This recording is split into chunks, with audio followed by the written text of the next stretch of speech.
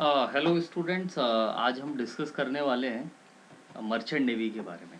तो कई सारे स्टूडेंट्स की क्वेरी थी हमारे पास कि सर मर्चेंट नेवी के बारे में डिस्कस करें। तो इसके लिए हम लोग ने ये नया सीरीज़ चालू किया है जिसमें हम लोग मर्चेंट नेवी के बारे में आपको सारी जानकारी देंगे online.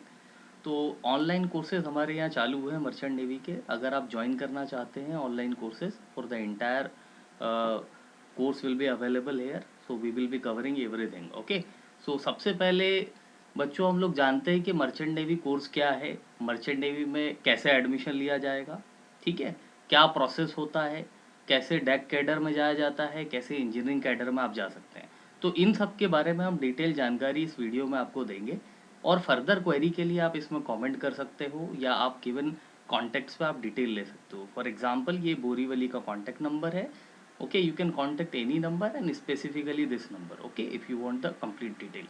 Okay, so guys let's start IMU CET and entire guidelines. तो मर्चेंट नेवी के बारे में हम लोग डिटेल से इसके बारे में डिस्कस करेंगे। ओके, तो जैसे आपको पता ही है कि मर्चेंट नेवी काफ़ी एडवेंचरस लाइफ है, एडवेंचरस करियर है। तो अगर आप एडवेंचर में इंटरेस्टेड है, ऐसा करियर जिसमें आप बहुत जल्दी अर्न करना चाहते हैं, अच्छी सैलरी होती है इसके अंदर, एडवेंचरस लाइफ होती है, तो ये एक अच्छा ऑप्शन रहेगा 12th करने के बाद। एंड इवन दो कई सारे स्टूडेंट होते हैं इंजीनियरिंग करने के बाद भी करते हैं इसको। ओके, तो after 12th, after doing engineering, after doing graduation, अगर आपकी एज 25 साल से कम है तो definitely this is going to be very good course for you. Okay, तो डिस्कस करते हैं स्टूडेंट। तो ये नंबर है, इस नंबर पे आप कांटेक्ट कर सकते हैं ऑनलाइन बैच के लिए रजिस्ट्रेशन, और कोई भी आपको जानकारी चाहिए, इंक्वायरी, आप कॉल कर सकते हैं। Feel free to call on this number. Okay, so आगे बढ़ते हैं गाइस। तो सबसे पहला सवाल ये बच्चे अक्सर पूछते हैं कि IMU CET है क्या, मर्चेंट नेवी में कैसे जाएं। तो इन पे कई सारे सवाल बच्चों के होते हैं। ओके, तो सबसे पहले हम ये डिस्कस कर दें कि ये जो मर्चेंट नेवी है IMU CET, Indian maritime university का जो कॉमन एंट्रेंस टेस्ट होता है, तो ये इंडियन मैरीटाइम यूनिवर्सिटी 2008 में इस्टेब्लिश हुई थी। और इससे पहले इसका जो एग्ज़ाम्स था कॉलेज अपने इंडिविजुअल लेवल पे लेते थे, IIT के थ्रू भी सिलेक्शन होता था, आपको ऑलरेडी पता होगा इसके बारे में। तो ये एक इंस्टीट्यूशनलाइज वे कर दिया गया 2008 के बाद, ताकि सारे बच्चे एक साथ फॉर्म भर सके। मर्चेंट नेवी में बहुत सारे करियर ऑप्शन प्रोवाइड होते हैं, जैसे आपको पता होगा डेक कैडर होता है, वहाँ इंजीनियरिंग कैडर होता है। ओके, तो IMU CET एक कॉमन एंट्रेंस टेस्ट है जिसमें बच्चे अप्लाई कर सकते हैं। ऑलमोस्ट 30-40 थाउजेंड बच्चे हर साल अप्लाई करते हैं इसके अंदर, और अच्छी खासी सीट्स होती है। तो अभी के टाइम पे ज़्यादा टफ ऑप्शन नहीं है, बहुत अच्छा करियर ऑप्शन है, और हमारे पास से बच्चों का काफ़ी सिलेक्शन हो रहा है। तो गाइज बिल्कुल निश्चिंत रहिए, आपका सिलेक्शन बिल्कुल कंफर्म है। अगर आपको मर्चेंट नेवी में करियर बनाना है तो बिल्कुल निश्चिंत हो जाइए, आप पूरी जानकारी आपको मिलेगी और सिलेक्शन तक हम लोग आपका हेल्प करेंगे। बट यहाँ पे हमारा ये जो वीडियो है इसका उद्देश्य ये है, इसका पर्पस है कि हम लोग मर्चेंट नेवी के बारे में जान लें कि मर्चेंट नेवी एग्ज़ाम क्या है, क्या इंटायर प्रोसेस रहेगा, इसके बारे में हम लोग जानेंगे। तो सबसे पहली बात कि जो मर्चेंट नेवी है IMU CET के थ्रू आप कई सारे कोर्सेज कर सकते हैं। तो IMU CET ये जो 4-5 तरह के कोर्सेज है, डिप्लोमा कोर्सेज ऑफर करता है, डिग्री कोर्सेज ऑफर करता है, पोस्ट ग्रेजुएशन कोर्सेज कर सकते हैं आप लोग, और पोस्ट ग्रेजुएशन डिप्लोमा कर सकते हैं। जैसे PGDCA कोर्स जो होता है, उसी तरह यहाँ पे पोस्ट ग्रेजुएशन के बाद डिप्लोमा कोर्सेज होता है, नॉटिकल साइंस में, मरीन इंजीनियरिंग में, नेवल आर्किटेक्चर में, इन चीज़ों में भी होता है। ओके, तो गाइज डिप्लोमा में आपको ऑलरेडी पता है, जैसे आप नीचे देख सकते हैं कई सारे कोर्सेज हैं। तो सबसे पहले आप ये समझो कि डेक कैडर और इंजीनियरिंग कैडर क्या है, इस दोनों में क्या डिफरेंस होता है। तो देखो, आपको पता होगा कि डेक कैडर में DNS वाले जाते हैं, BSc नॉटिकल साइंस वाले जाते हैं, ये स्टूडेंट जाते हैं। डिफरेंट लेवल के डेक ऑफिसर्स होते हैं। फॉर एग्जाम्पल चीफ ऑफिसर होते हैं, सेकेंड ऑफिसर होते हैं, थर्ड ऑफिसर होते हैं, और डेक कैडेट पे एंट्री पॉइंट पे ट्रेनी जाते हैं, जो 1 साल कॉलेज में पढ़ने के बाद जाते हैं, राइट ना। तो एंट्री पॉइंट डेक कैडेट पे होता है, और लास्ट क्या होता है, चीफ ऑफिसर होते हैं, ठीक है। तो ये बहुत एक अच्छा कैरियर है। साथ साथ एक इंजीनियरिंग कैडर होता है जो टेक्निकल होता है, जो 4 ईयर का आपको बीटेक करना पड़ता है, जिसके अंदर नेवल आर्किटेक्चर कर सकते हैं आप, इंजीनियरिंग कर सकते हैं उसमें जाने के लिए। तो उसमें आप 5th इंजीनियर के लेवल पे आप जाते हैं, तो उसमें चीफ इंजीनियर होते हैं, second engineer, third engineer, fourth and fifth engineer रहते हैं, जो 5th इंजीनियर में ट्रेनिंग पॉइंट पे आप जाते हो उसमें। और भी कई सारे कैडेट हैं, बट हम लोग इस पे फोकस करेंगे mainly engineering, naval architecture and DNS courses पे हमारा फोकस रहेगा, ठीक है। तो गाइज ये इंजीनियरिंग में ये सारी चीज़ें होती है। 4 ईयर बीटेक कराते हैं मरीन इंजीनियरिंग, 4 ईयर बीटेक होता है नेवल आर्किटेक्चर ओशन इंजीनियरिंग में, 3 ईयर का बीएससी नॉटिकल साइंस होता है, आप इसे भी कर सकते हैं। 3 year BBA logistics e commerce होता है, जो लाइक शिप पे नहीं रहते हैं डायरेक्टली, ओके, जिनका मेन काम क्या होता है, ऑफशोर होता है, ठीक है। तो आपको ये समझना होगा। 1 ईयर का जो सबसे फेमस कोर्स है that is DNS, diploma in nautical science, which actually leads to BSc nautical science, okay. और शिप रिपेयर का भी 3 ईयर का बीएससी किया जा सकता है, ओके। तो गाइज ये सारे काफ़ी फेमस कोर्सेज हैं जो बच्चे करते हैं, और काफ़ी अच्छा ल्यूक्रेटिव ऑप्शन है career wise, money wise and adventurous wise. तो these are very good options.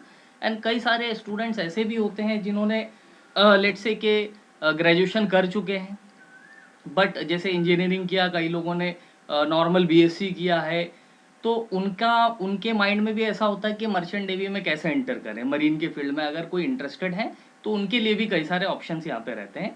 Engineering करने के बाद भी आप सारे कोर्सेज कर सकते हो, और even if you haven't done engineering all this, तो आप एमबीए वगैरह में अगर इंटरेस्टेड हो आप, तो आप एमबीए के कोर्सेज वगैरह भी कर सकते हैं। यहाँ पे कई सारे ऑप्शन अवेलेबल है, ठीक है। एमटेक भी कर सकते हैं आप इसमें, ठीक है। तो हम लोग आगे डिस्कस करते हैं कि अब ये जो कोर्सेज हैं इनमें कौन कौन से कैंपस अवेलेबल है, कौन कौन से अफिलिएटेड इंस्टीट्यूशन है मर्चेंट नेवी के साथ, ये सब डिस्कस करेंगे हम लोग।